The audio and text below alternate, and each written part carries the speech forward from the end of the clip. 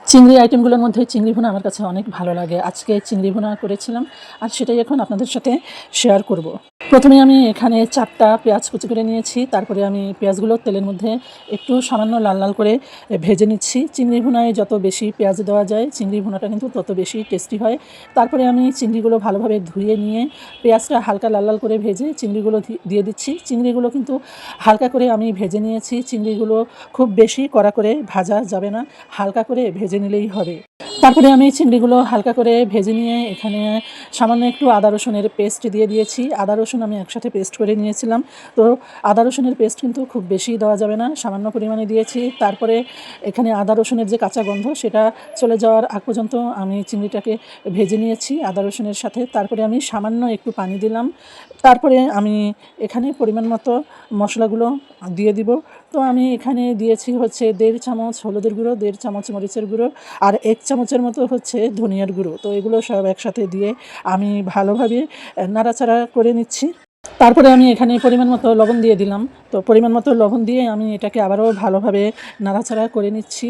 মশলাটা কিন্তু ভালোভাবে কষিয়ে নিতে হবে। তো আমি সামান্য আরেকটু পানি অ্যাড করলাম। সামান্য আরেকটু পানি অ্যাড করে আমি এখন এই মশলাটাকে ভালোভাবে কষিয়ে নিব।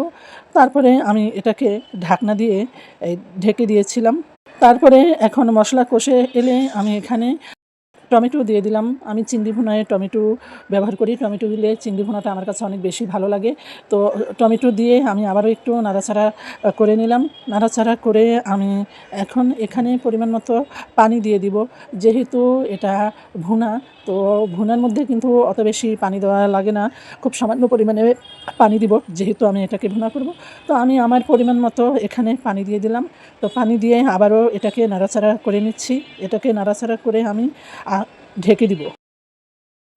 তো আমি ঢেকে দিলাম ঢাকনা দিয়ে। তো ১০ মিনিট পরে আমি ঢাকনাটা উঠালাম। উঠিয়ে আমি এখন এখানে ৫ টা কাঁচামরিচ দিয়ে দিলাম। ৫ টা কাঁচামরিচ দিয়ে আবারও একটু নাড়াচাড়া করে আমি ঢেকে দিয়েছিলাম। তো ১০ মিনিট পরে আমি আবারও ঢাকনাটা তুললাম। তারপরে আমি এই যে ধনিয়া পাতা দিয়ে দিব। তো যেকোনো মাছ ভুনায় কিন্তু ধনিয়া পাতা আমি দেই। ধনিয়া পাতা দিলে কিন্তু মাছ ভুনার টেস্টটা আরও বহুগুণে বেড়ে যায়। আপনারা যারা ধনিয়া পাতা পছন্দ করেন না, তারা ধনিয়া পাতাটা স্কিপ করতে পারেন। তো ধনিয়া পাতা দিয়ে আমি আবারও ভালোভাবে নাড়াচাড়া করে দিই। নাড়াচাড়া করে দিয়ে আমি ঢেকে দিয়েছিলাম। তো ১০ মিনিট পরে আবারও ঢাকনা উঠালাম। আমার চিংড়ি ভুনাটা কিন্তু রেডি হয়ে গিয়েছে। এখন আমি এই চিংড়ি ভুনাটাকে নামিয়ে ফেলব। নামিয়ে অন্য একটা পাত্রে নিয়ে নিব চিংড়ি ভুনাটা। তো এই তো দেখতেই পাচ্ছেন কত লোভনীয় হয়েছে এই চিংড়ি ভুনা। গরম ভাত দিয়ে চিংড়ি ভুনা দিয়ে খেতে তো অনেক অনেক বেশি মজা। তো আমার আজকের রান্নার ভিডিওটা যদি ভালো লেগে থাকে অবশ্যই লাইক, কমেন্ট, শেয়ার করে আমার পাশে থাকবেন। সবাই ভালো থাকবেন। আল্লাহ হাফেজ। আসসালামু আলাইকুম।